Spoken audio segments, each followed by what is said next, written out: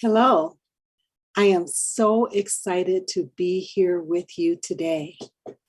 We're going to be talking about empowering inclusioneers, breaking through bias to reach all children. I'd like to start off by acknowledging that I'm coming to you from the traditional and tribal lands of the Cheyenne people. It's not enough just to acknowledge the land, but to recognize and work against the oppression and systemic racism that still impact Indigenous people in our country. I'd also like to acknowledge those who were stolen from the African continent and whose forced and free labor built the foundation of the country, where their descendants are also still oppressed and suffering from systemic racism. We're going to start off today by talking about implicit bias. And why do we need to talk about implicit bias, especially in education? Because even though we believe with our whole hearts that we see and treat people equally, what we understand and know through science and research is that we have unconscious biases that influence our perceptions, behaviors, and actions towards others. So why do we need to talk about this now, especially as educators, as interventioneers? It's because racial disparities persist, especially in how we treat children, how we discipline children through suspensions, expulsions, and our interactions. I do want you to know that I use the term children for any child who is under the age of 18. So I know that many of you are working in secondary school, high school, but because of a term called adultification, where Black and brown boys especially are thought to be up to 4.5 years older than they are, they're robbed of the innocence of childhood. They're more culpable and they don't get the benefit of the doubt. So I use the term children so that we're always reminded that we are working with children. So we know that children are suspended very, very young and very often. Young children across all settings, especially in early childhood, we see about 250 preschoolers being suspended and expelled every day. And when we look at these data, we have to ask who's being suspended. And what we know is that there are inequities in disciplinary actions. First, boys are suspended. And boys are suspended a lot. They're only 54% of the preschool population, but 78% of those who are suspended. And Black children are nearly 4 times more likely to be suspended than their white friends. And little Black girls are only 20% of the preschool female population, but 54% of those who are suspended. Using your chat box, I'm wondering, can you guess the top 2 reasons that little Black girls are suspended? Take a moment, put it in the chat box.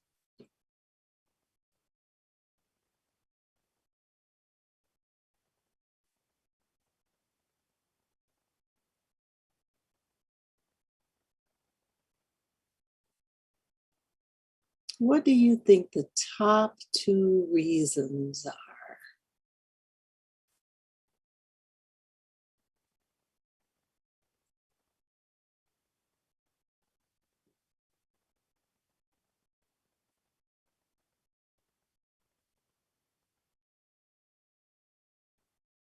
The first reason might be a little easier. Being too vocal, that's part of it. There's an overarching, oh my goodness gracious, someone got so actually, I see being too vocal, defiance, and hair. Yeah, so fighting, what we're calling the vocal, defiance, hair, is and defiance and fighting behavior, that all comes under sassiness, aggressive. So little Black girls are suspended for being sassy. So you're right, being too vocal, being labeled defiant, fighting, aggressive, talking back, all that sassiness. And then someone got it, and I'm really surprised. The second reason is hair. Little Black girls are suspended because of their hair. Now, here's another question.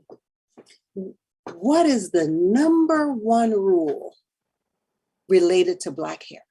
Number one rule related to Black hair. Go ahead, use your chat box. Because we know, and this is anecdotally, we don't have the hard research, but we know anecdotally that little Black girls are suspended because of their hair, involving dress code, color of hair. But there's a number one rule that's usually involved in terms of Black hair. And why in the world would hair become a reason for being suspended? And it's serious, because there are now 13 states, including California, that have laws against discriminating against ethnic hair. And it's called the Crown Act, where you can no longer suspend children because of their hair or discriminate in the workplace because of their hair. Someone said extreme hairstyles and leaving it natural, yes. But there's a rule about Black hair. It creates a distraction, absolutely.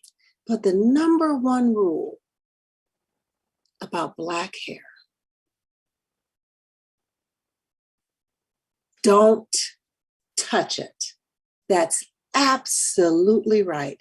That's the number one rule about Black hair. You do not touch it. Don't act like you want to touch it. Don't lean in to touch it. We prefer that you not even ask us to touch it. And from the time we're little girls and boys until right now, I still have to lean away from people who try to touch my hair. I don't know where this comes from. I found a YouTube video that talked about the history of Black hair and during enslavement, how the cornrows were used so that when Africans escaped the plantation, the cornrows were braided in a way that it showed a map for escape, and that food was sometimes braided into the hair. And I'm guessing that could be where the don't touch my hair comes from. But most Black children, and I'm generalizing here, but most Black children, when they are on their way out the door, on their way to school, their parents say something like, have a great day, work hard, do your best, listen to your teacher, and don't let nobody play in your hair. Don't let nobody touch your hair. You better come back here with the same number of bows and barrettes that you left with. It's a very serious matter. So look at this. I'll show you a suspension waiting to happen. Cheese. You see that? So imagine her mother said, don't let nobody touch these beads or play in your hair. And that little hand just kept coming. And she moved out of the way. She gave her the look. But what would happen if that hand didn't move? Or if it kept trying to touch the beads? And it looks like her name is Taylor based on the cup. And what if Taylor swatted her hand away? Who do you think would be in trouble? It would be Taylor. And if you don't understand the number one rule about Black hair, don't touch it, or the instructions her mother gave her, then you may say it's only hair. It's not a big deal. So that is one of the reasons little Black girls are suspended from school. Let's take a look at the K-12 data. Of all students involved in school-related arrest, or those who were referred to law enforcement, 70% were Black or Hispanic. 70. Black students are 18% of the K-12 enrollment, but they're 35% of those suspended once, 46% of those suspended more than once, and almost 40% of all expulsions. And then we get to look at inequities in special education. We know that Latinx children are least likely to be served under Part B. Black children are less likely to receive early intervention and preschool special ed services. Indigenous children are also underrepresented in early intervention. Black children with autism, on the autism disorder spectrum, they are diagnosed more than 3 years after their parents express a concern about their behavior, 3 years. So if a child is 4 and a parent begins to express concerns, they are not diagnosed until that child is 7 or 8. We know that white children are identified with autism spectrum disorder more often than Black children. And overall, Black and Hispanic children with ASD, they received evaluations much later than white children. We know that there's an overrepresentation of culturally and linguistically diverse students in special ed. So culturally and linguistically diverse children are overrepresented in special ed. However, when it comes to Black students, they're more likely to be identified with intellectual or behavioral disorders. So the reality is that we have disparities, disproportionality across every single level of the education system. And we have to ask ourselves why and where this is coming from.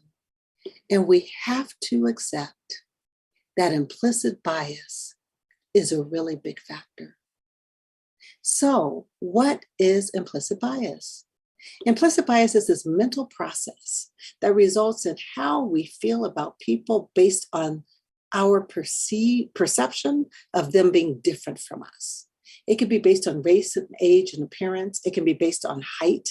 For instance, there are many more CEOs who are 6 feet or taller than represented in the natural population. Implicit bias can be across any category of diversity, all categories of diversity. And this process that we go through is an unconscious process, and we're not consciously aware of it. And it's based on messages that we received over the entire course of our lifetime. So I want you to imagine that right here in your core area, that there's an internal recording. And on that internal recording are messages that you have received from birth. From birth, everything you've experienced. The problem is you don't know what's there. For instance, let's just say that your mother was going to visit a friend and she was taking you with her, and you're 4 months old. Let me pretend my water bottle is a baby. And she gets you out of the car seat and she holds you and she's walking up to the door. And once she closes the door and she's on the sidewalk, out of nowhere comes a big brown dog. The dog seems vicious. It's barking. It's baring its teeth. Your mother is holding you up and holding you close while she kicks at the dog and screams at the dog and yells. And she's screaming and she's yelling and she's holding you up higher and higher. And all of a sudden her friend runs out and she's trying to help. Neighbors are trying to help. And all of a sudden the owner runs up with the leash and puts the dog on the leash, apologizes profusely, and walks away. Your mother's heart is still racing, and she checks you out, and she looks at you to make sure that you're okay and that you're not hurt. And she holds you close, and her heart is racing, and then she gets inside and she begins to calm down. Her friend gives her some tea, and she calms down, and you're calm, and everything's okay. And that incident is never talked about before. However, it is recorded on your internal recording. But you don't know it. You're 4 months old. But now let's say you're 34 years old and you and 2 of your girlfriends are about to go to another friend's house. So the 3 of you are in the car and you're just chilling and you're driving along. And then all of a sudden you pull up, get out of the car, and you're about to walk across the sidewalk up to your friend's house. And out of nowhere comes a little brown dog. Cute dog, wagging his tail.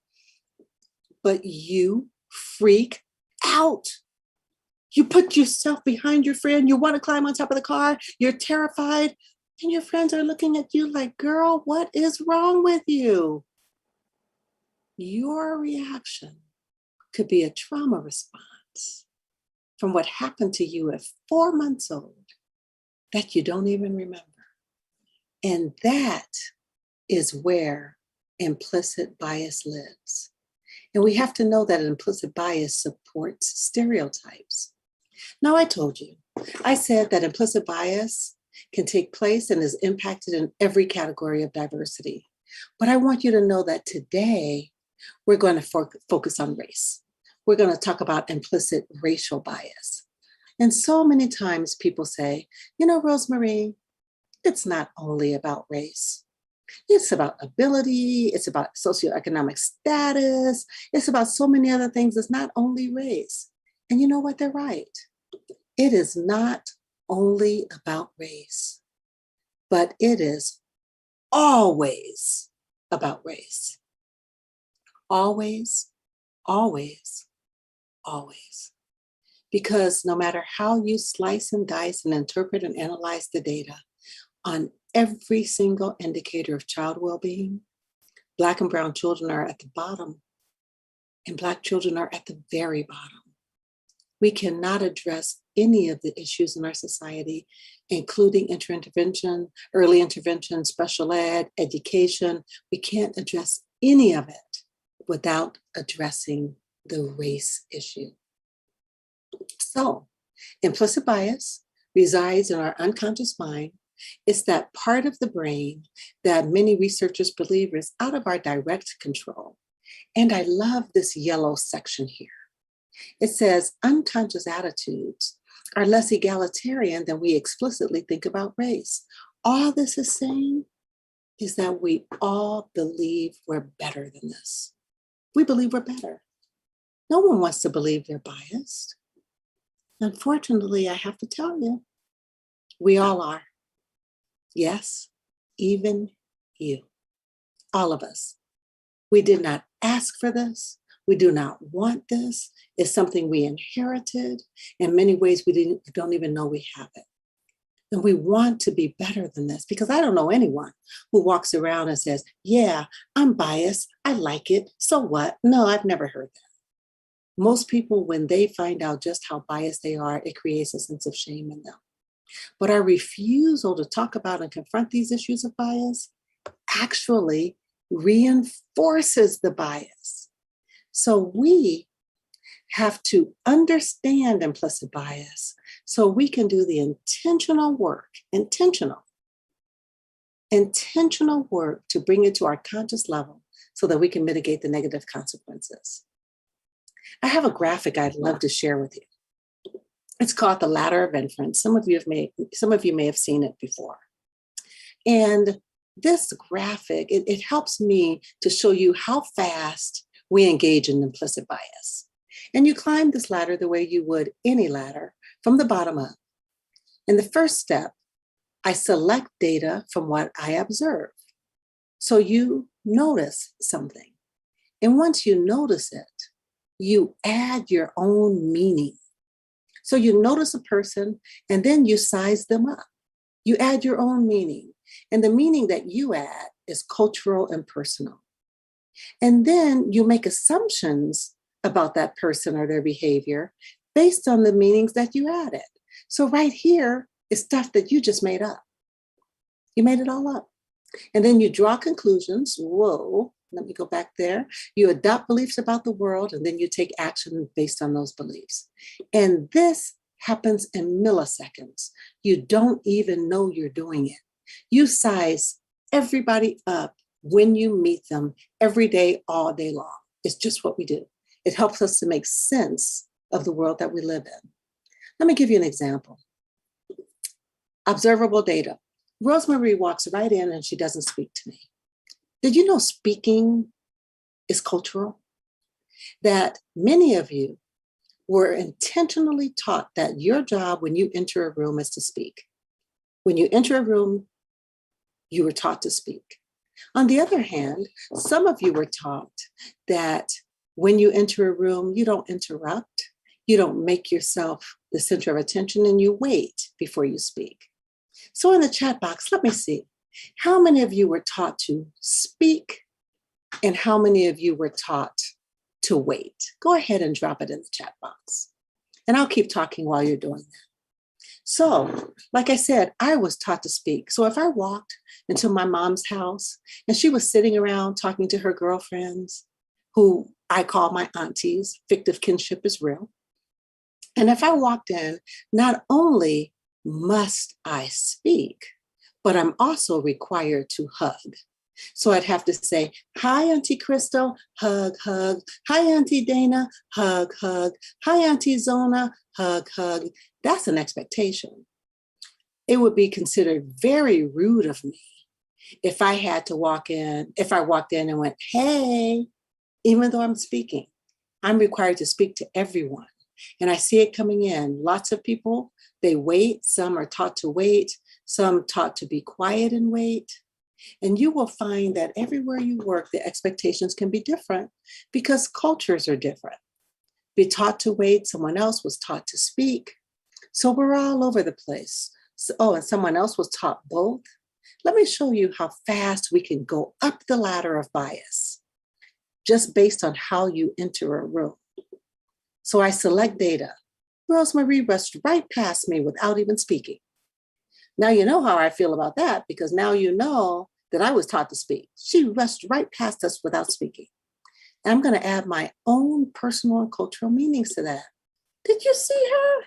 Did you see that attitude? She saw us standing here and walked right by and didn't even speak. And then I'm going to make assumptions.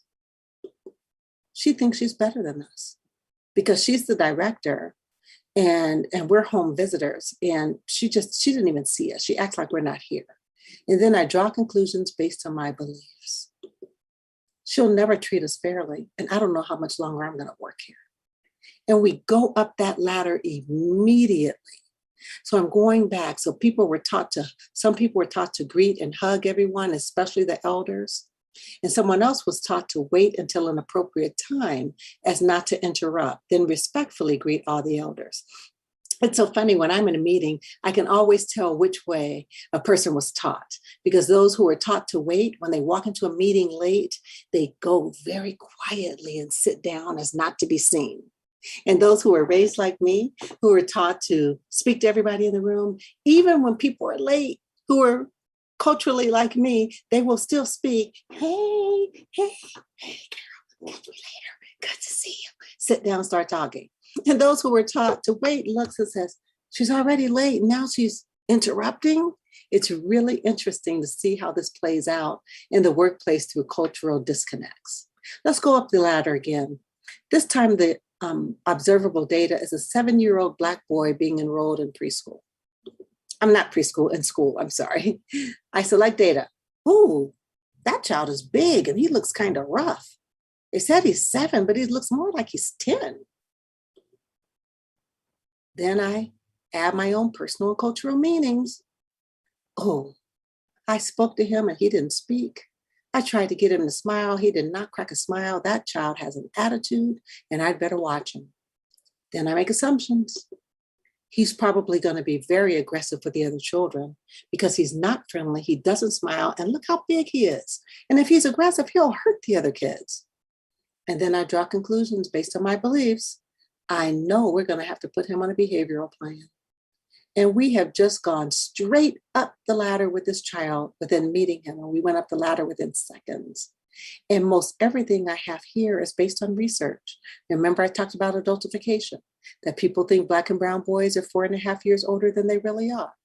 And studies show that the bigger the child is, the more the teachers, educators are afraid that if they're aggressive, they will hurt other children. But that's how fast we go up the ladder. And you know what? We have all gone up the ladder. I have gone up the ladder, and I'm just going to take a moment to share with you my most shameful example, my most shameful experience of going up the ladder. And it happened about 5 years ago in Washington, D.C. My son was attending Howard University. And in D.C., back then, the university's environment, the community that it was in, had a very bad reputation of being dangerous. And between his sophomore and his junior year, he wanted to live off campus. And that was very, very, very scary for his dad and I. But we said yes. And once we said yes, I went into mama bear mode because I needed to find him a place that was reasonable, that was close enough to school where he could walk, but not in a dangerous area, because we didn't want him to take his car. And then he would have to walk in the snow and all the elements. And finally, I found the perfect place. A 5-bedroom house that he would share with 4 graduate students. And excuse me, that was perfect for him because he's such an old soul. So he went to the house and he met them and they met him and they fell in love with each other. And now he was ready to sign the lease, but I was not ready to sign the lease because I needed to see this place for myself. So I booked a flight to DC, got there, rented a car.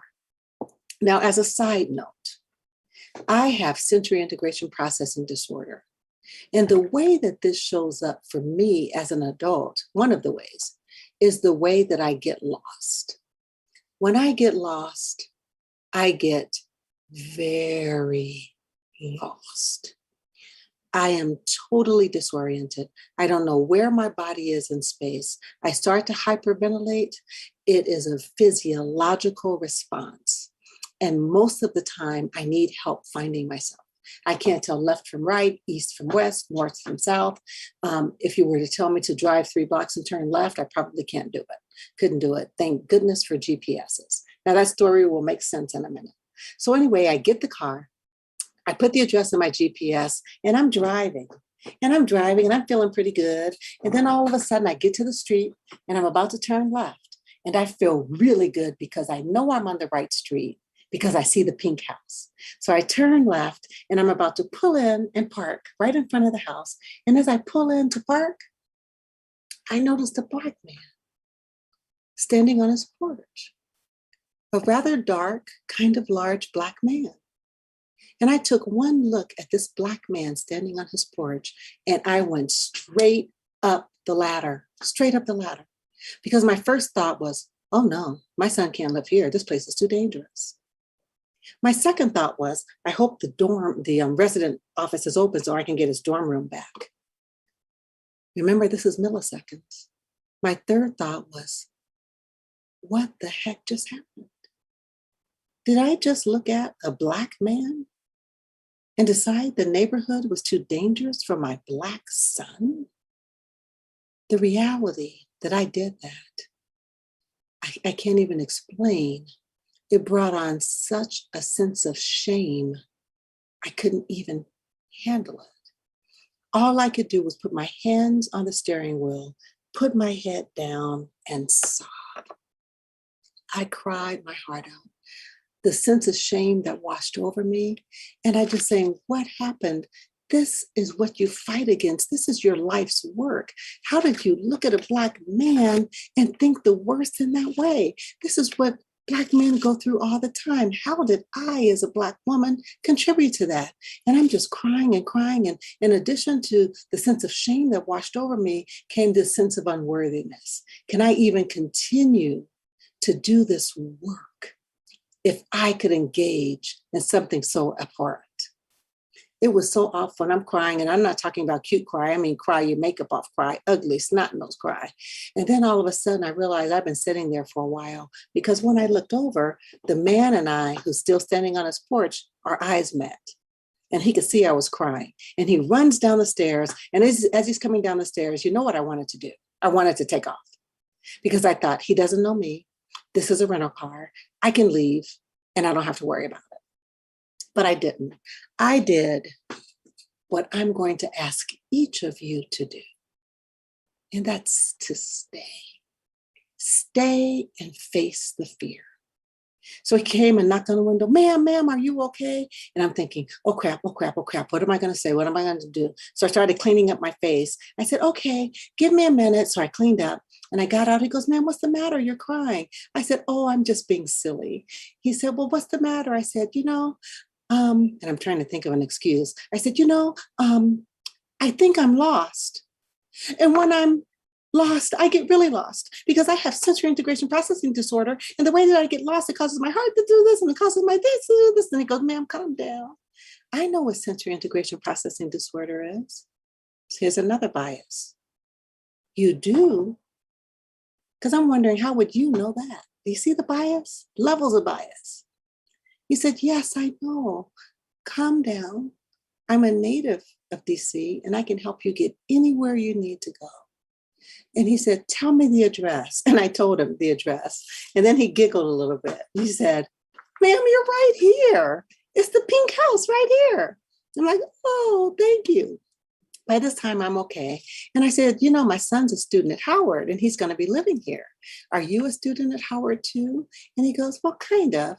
I'm a resident at Howard University Hospital. And I'm like, oh, I could have missed that. But you know what? It also explains why he knew what sensory integration processing disorder is. But he didn't have to be a doctor to gain my respect. He could have been a janitor, a Walmart worker, a faculty member. He could have been homeless.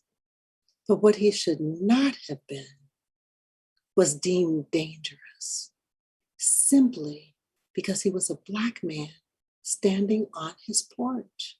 And I did that. I did it. And I have to own that I did it.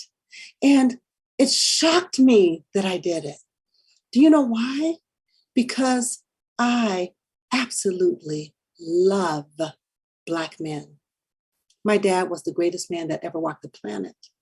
My uncles loved and nurtured and took care of me my whole life. My husband, I wouldn't trade him for the world. My brother, oh my goodness, he has a special place right here on my desk.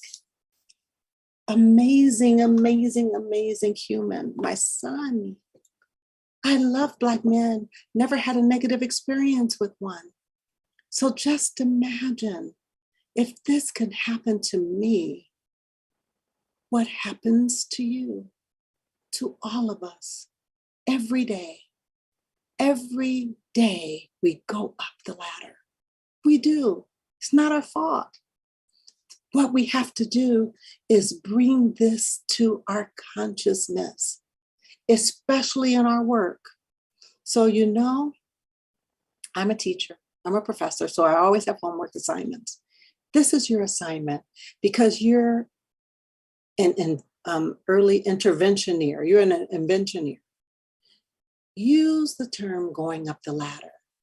When you go up the ladder with a child or with a family, talk to somebody you trust. So, you know, girl, I went straight up that ladder today. Can I share it with you? Or when you notice a coworker going up the ladder, you can say, ooh, you know, I think you went up the ladder with that family. Let's talk about it. And this way we can bring our biases to the surface and we can talk about it with no blame and no shame. Because every single one of us, we've done this at one time or another. Let's look at other ways that implicit bias impacts our work. What does it look like? How does it impact our work? Let's talk about daily acts of bias, not only in early childhood classrooms, but in all classrooms. One of them is mispronouncing, making fun of, or shortening children's names that are not traditionally white names. I want to tell you that there is no such thing as an unpronounceable name. All names can be pronounced. Some you just have to make the effort to pronounce them. And then making fun of children's names. We make fun of children's names. I had a child in my environment named Hallelujah. I heard two colleagues talking about it. I can't believe they called that baby Hallelujah. I can't believe it. That makes no sense, blah, blah, blah. But I knew the story behind that name. And that mother had given birth to two stillborn babies. She had given birth to two dead babies. And when this baby was born and she heard its cry, she raised her hands and said, Hallelujah, hallelujah, hallelujah, hallelujah. And the dad said she must have shouted hallelujah for a good 10 minutes. And he said, that will be her name because for them and their religion, Hallelujah was the greatest praise. What right do we have to make fun of their names? In this country, people have had to change their names so they're more Americanized. African people who were brought over here and enslaved, they couldn't even name their own children. So people are reclaiming the right to name their babies. And even some of those who came through Ellis Island who changed the spellings of their names or pronunciation so that they could assimilate, their children's children are now going back and reclaiming their names. We don't have a right to make fun of children's names or even to shorten their name. There was a young lady at my university named Sashiko, and one of my own colleagues said, "Oh, that's just too hard to remember. I'm going to call you Sasha." Gave the child a new name. What right do we have to do that? And that poor little girl started calling herself Sasha. And I said, "Why are you doing this? This is not your name." She said, "Because I have to pass for class." And even if you ask the parent, "Can I call your child this name?" So many times, because of power dynamics, they will say, "Okay." And it's really not okay. So when a family member comes to you and say, "These are my two daughters, here's Adriana and Patricia," then you don't say, "Hi, Adriana and Patricia." That's not their name. Make the effort to pronounce it correctly. And you might say, "Well, I don't know how to roll my R's." You know, a good trick for that is to pretend the R is a D. So I have a friend named Mari, Mari. So if you can't roll your R's, and you can practice, take time to practice. Mari. So if you can't roll your R's, pretend like it's a D. The same way with Adriana. If you can't go Adriana, you can pretend it's a D, Adriana. So it helps, and continue to practice. Again, there's no unpronounceable name. And the other thing you can't do is avoid saying a child's name. While I was conducting a presentation like this, someone said, "I insisted people pronounce my name correctly, so teachers just never said it. They avoided saying my name." And for my entire K-12 experience, I heard my name maybe 5 times. So we have to go out of our way to make sure we pronounce names correctly. And not only that, don't force people to choose their names. There are some Hispanics and people from the Latin community where they have 2 last names. We don't have a right to say which one is your last name or which one will you use. They have both. We use both. So we want to be very respectful, not to engage in bias when it comes to people's names. I see Adriana Grajeda, and I hope I pronounced that right. And if I didn't, what I would do, if Adriana Grajeda was right here, I would say, "Please tell me how to pronounce your name. And I'm going to do everything I can to pronounce it correctly. But if I don't, will you promise to let me know so that I can honor the name your mother gave you?" Very, very, very important. Someone said, "Name is equivalent to identity. We have no right to mess with names." Yes, we really need to make an effort to say names correctly. Yes. And Adriana said, "I did pronounce her name correctly. Thank you so much." Another act of bias is assuming that a Spanish-speaking Hispanic child or family is undocumented. I want you to just keep in mind your history a little bit. Do you remember that California was originally Mexico, part of Mexico? And it wasn't until the Treaty of Guadalupe that 55% of Mexico was basically stolen by America and became American land. So when you hear people say, "We didn't cross the border crossed us," that's what they're talking about. All the broken promises and broken treaties related to that. And you have people in your midst right there in Santa Clara, California, who may have generations that have lived there even before it was California. So you can't make assumptions that people are undocumented. Another act of bias is assuming families who have accents are not intelligent. Families who have accents usually speak more than one language. Talk about intelligence. And I'm not just talking about those who speak different languages, but regional accents. Some of you on this call today may be from the South. Do you know that people from the South who have a Southern accent are always fighting a stigma that they're not smart? What about children who combine, or families who combine Spanish and English and speak Spanglish? Do we have a right to judge or think that they don't know how to speak either language? What about African American vernacular? What's called Black English or Ebonics? Just because you speak that doesn't mean you're not intelligent. If you heard me with one of my 6 sisters saying, girl, what's up with you? I ain't got that. Girl, don't be talking about that. You would think I wasn't intelligent. But no, because people speak with accents, or they speak African American vernacular, English or Spanglish or whatever, with different dialects, does not mean they're not intelligent. Another act of violence is weaponizing a child's name. What does that mean? It means that every time we say that child's name, it's with a threat. Connor, Connor, stop. Connor, don't. Connor, get over here. Connor, don't make me have to come over there. Always saying the child's name in anger. Children need to hear their name said with love and respect and compassion. Another act of bias is being afraid of the neighborhood where you work. This is a huge act of bias. You cannot be effective if you fear the neighborhood that you're providing services in, because that neighborhood is made up of families. And those families have created that community. And if you're afraid of the neighborhood, you're afraid of the families you serve and all their support systems.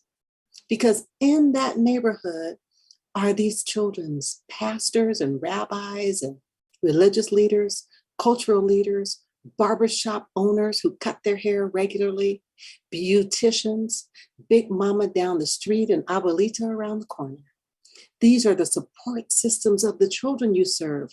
What you have to do is get out there and meet them and get to know them and show up in communities. Because if you fear the community, guess what? You have no business there, because you cannot be effective. That is absolutely biased, and it does not work. If you're working in an early childhood environment, insisting that children nap for your convenience is an act of bias, because there are some children who don't need a nap, and we try to force them to nap. And when they don't nap, we get really, really upset, and we treat them very harshly. If you're one who's providing transportation for children, and you have a child who you have deemed a troublemaker, making that child sit in a designated place on the bus where everyone else can choose where they sit is an act of bias. These are the things we need to talk about. Assuming students only eat stereotypic ethnic foods, that's an act of bias. Favoring one group of children over the other is an act of bias. Calling on some children while ignoring others is an act of bias. Assigning roles based on race and gender, or treating people differently because of their hairstyle. Another act of bias, and I love that Sandy Fuerte, earlier when we were talking about Black hair, she said is violating personal space by the people touching hair, allowing children to touch Black and ethnic hair as a form of bias. This is a wonderful time to teach children consent. Your hair is a touch to your body, and no one should touch your body without permission. So even at a young age, you can begin to teach children about consent. An act of bias is stereotyping Black girls as too loud, Latinas is too loud, Black girls and Latinas, she's too loud, she's angry, she's too sassy. All of those things that they've been hearing their whole lives, and they try to shrink so that other people can feel safe. Do we have to do that? Act of bias is misinterpreting children's actions and ways of being as defiant. Let me show you an example. Come here. Look. Now, Well, you in timeout. look. My bracelet came off. I'll put it back on. You in timeout. There's no Let's say excuses. you supposed to be back in timeout. I didn't say get out. You and Jayla in timeout. Well, let me tell you this, Linda. My name ain't Linda. So you sit right there and time out, little bad little girl. No, let me say something. No, If don't tell me. I wasn't here, I would surely take a day off from you and then a day off from these kids. I'm in the classroom. I'm just done with you. I'm done with you too, but you in time out. Oh, let me tell you something, honey. This is not noise. You're gonna be in time out. Oh, That's why you in time out I right now. was sick still. I think so. Well, when I get up out of town and go to bed, I will be glad to go home and enjoy the rest of my life. And I completely quit school because all of you. It's a lot there. That's a suspension waiting to happen. Sassy, the hair going on. But was she defiant? Was she defiant? She wasn't. She didn't say, I'm not going on timeout and you can't make me. Actually, she gave us an indication that she would comply because she said, but when I get up out of timeout, I'll be glad to go home and enjoy the rest of my life. Even when the teacher inappropriately called her a bad little girl. And Teresa Navarro Lopez says, all of these acts are acts of violence and causing trauma. Imagine this trauma, that she has to fight against this teacher who called her a bad little girl. And the saddest part is that what she said is also based on research. She said, I'll quit school because of all of you. Quit. She's 3 years old. She's talking about quitting school. She hasn't started yet. But research shows that children who are suspended are much likely to quit school. So we have to stop labeling behavior as defiant when it isn't. Implicit bias impacts how we perceive behaviors. I'm going to show you a clip right now of 2 children. And I'm observing this child, and I observed for 2 straight days because I know that when children are being observed, there's a little fairy that flies over their head and it sprinkles fairy dust that says, behave, behave, you're being watched. And you all know what it's like because then when you go to observe the behavior, you never see it. That's why I usually stay 1 or 2 days. So the teacher said that this was the most destructive child they've ever seen. That all day, all he does is hurt children and destroy property. When I asked what he likes to do when he's not engaged in those activities, the only things they could say is eat or sleep. And I said, so the rest of the time, if he's not eating or sleeping, he's being destructive and hurting children. They said yes. So when I show you this video clip, the little one in the blue is the one they identified as a troublemaker. And the little one in the black and white shirt, he is on the autism spectrum. Take a peek.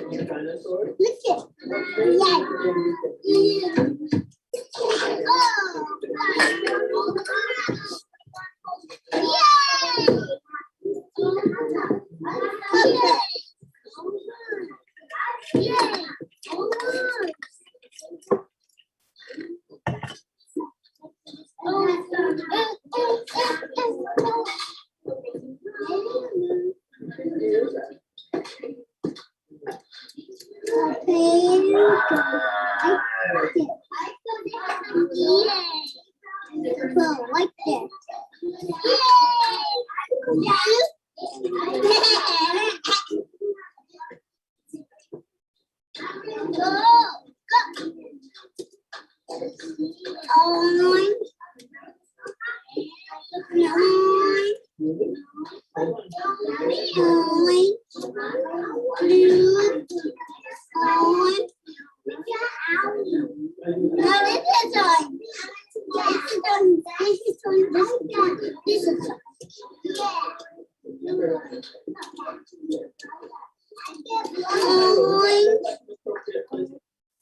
Do you see this?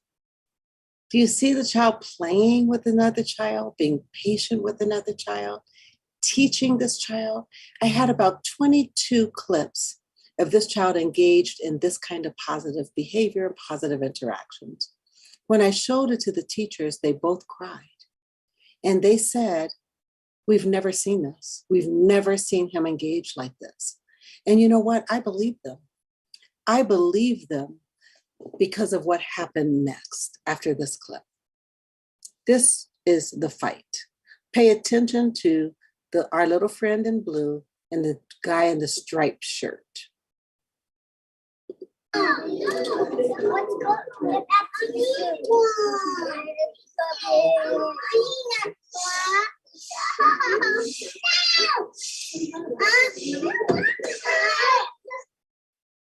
I had to stop the video at that point because what happened is the guy in the blue shirt, he flipped the guy in the striped shirt over and began to beat him. But at this point, the teachers ran over, broke up the fight, and then began to blame the little boy in the blue shirt.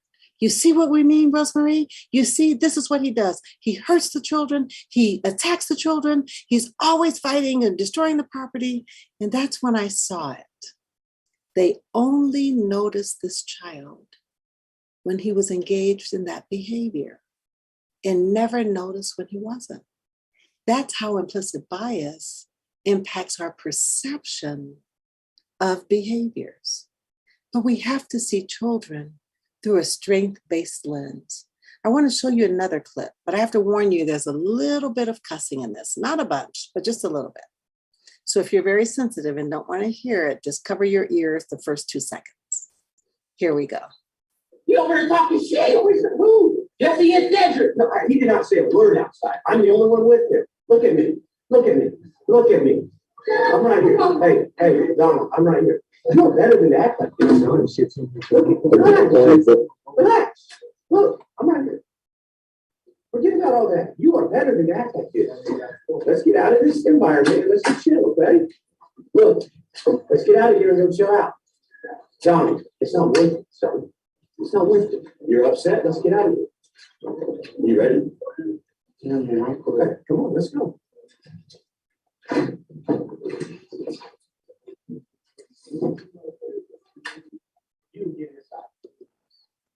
I love this video. I love it so much because you all know that this could have gone far left. The kid just went in there, he charged, he's cussing, he's ready to beat somebody up. But then he had a teacher who saw him. He saw him. The teacher had no idea what in the world was going on. He looked around and goes, what happened? Him, he's over there. And you could tell that this teacher had a caring, compassionate attitude towards this child because he felt comfortable touching him. He said, calm down, calm down. You remember what he called him? He called him son. He said, look at me. You're better than this. Look at me. So he made body contact, eye contact that was appropriate in that interaction at that moment. And then he said, let's get out of here. Let's get out of here. Let's get out of this environment. Let's go calm down. Now, I don't know who covered his class. I did notice on the way out, he told somebody, you get in there and go sit down. But it was just so amazing to see him de-escalate this because typically in a situation like this, it goes far left. The child could be suspended, referred to law enforcement, resource officers called in, and it could have been ugly. And you see that based on the data that I presented to you. We have to be aware of who we are. We have to be able to bring up those biases as much as we can, because when we do, aware is halfway there. Aware is halfway there. But we must talk about these issues, which means we must talk about race. But we don't like to talk about race. We don't want to talk about race. One of the reasons is because we don't know what to say. We don't know what to say, who to say it to, how to say it, how to label. Do I say Hispanic? Do I say Latinx? Do I say Latin? When I grew up in Los Angeles, it was Chicano and Chicana all day long. Do I say Black? Do I say African American? Do I say Asian? I have a friend whose family is Chinese, and she said, Rosemary, I'm Chinese. I don't know why people decided I'm Asian, but I'm Chinese. So now I'm afraid to say Asian anymore. We don't know what to say. Let me give you an example. This is my family.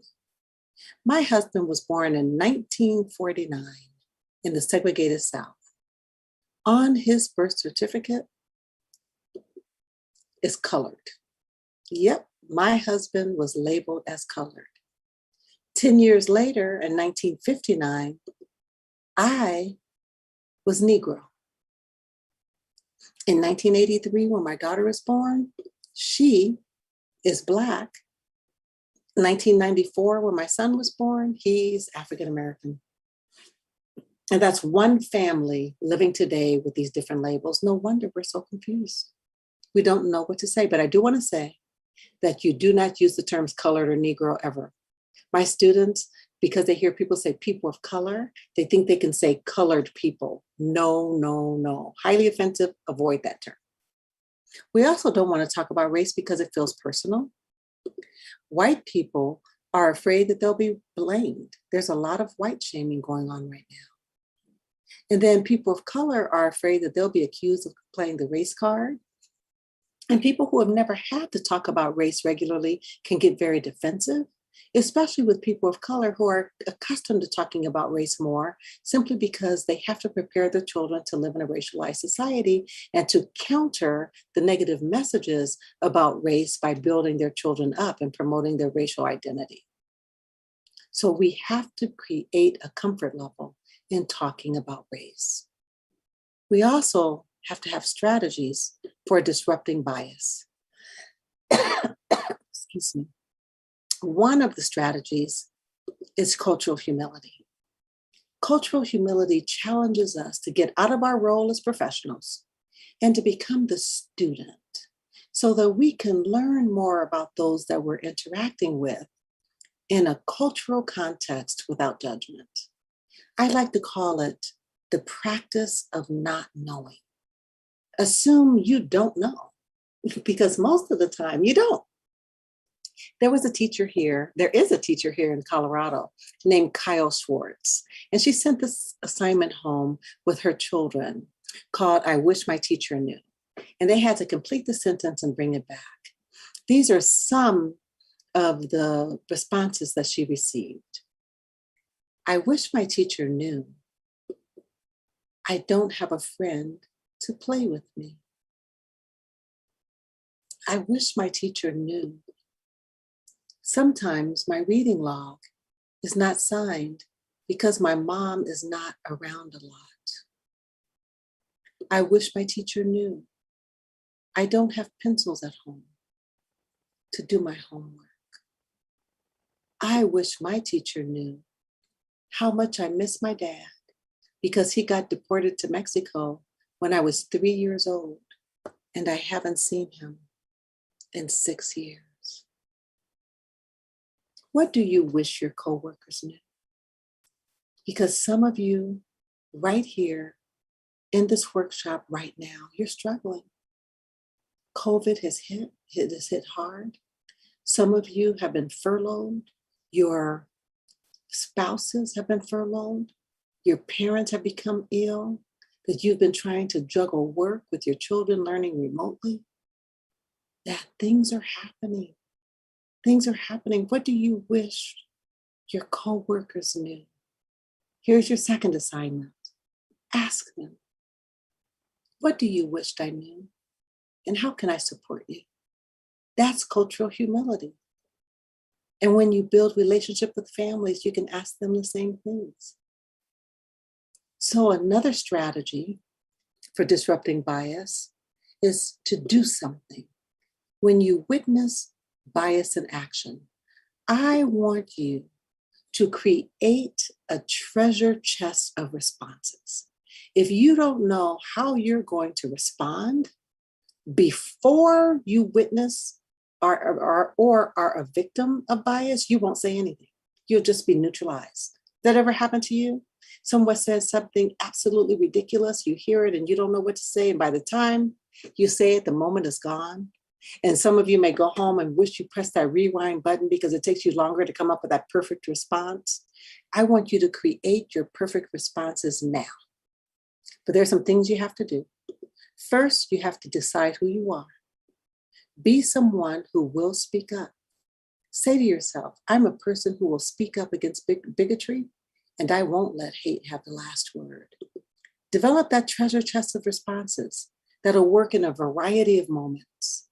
You can take a picture of this with your phone or take a screenshot because I want you to practice it. You can say things like, that offends me. Or, I don't find that funny. Or, I'm surprised to hear you say that. Speak up in a simple way. Be vocal. Again, take a picture of this or a screenshot.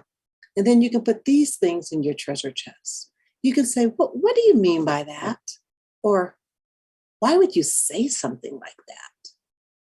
What point are you trying to make by saying that? Or did you mean to be hurtful when you said that? Because I think you hurt that person's feelings.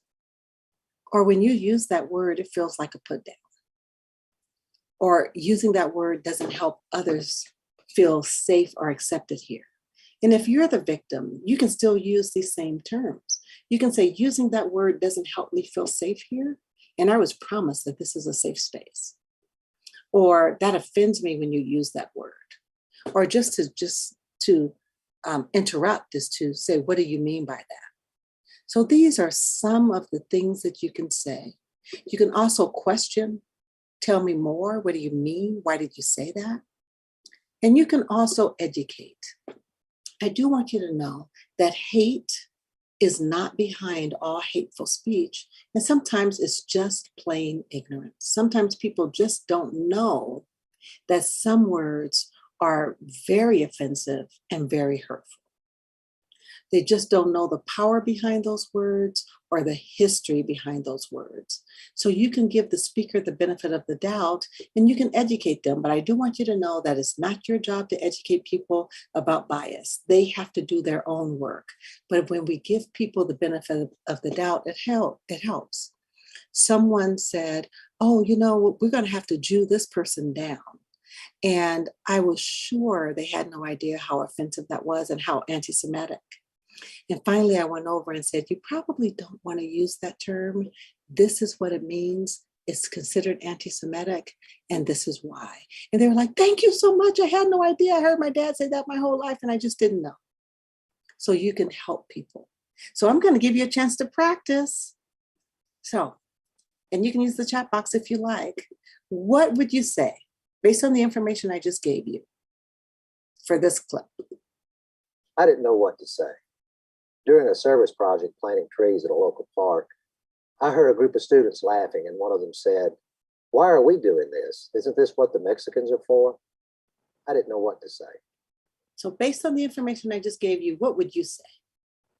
What are some of the things that you can say there?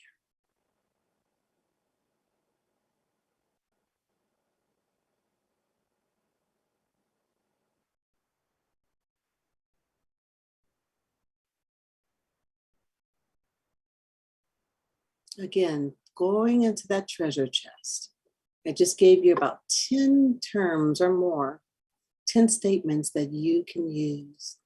What would you pull out of your treasure chest of responses to respond to that student, to that child?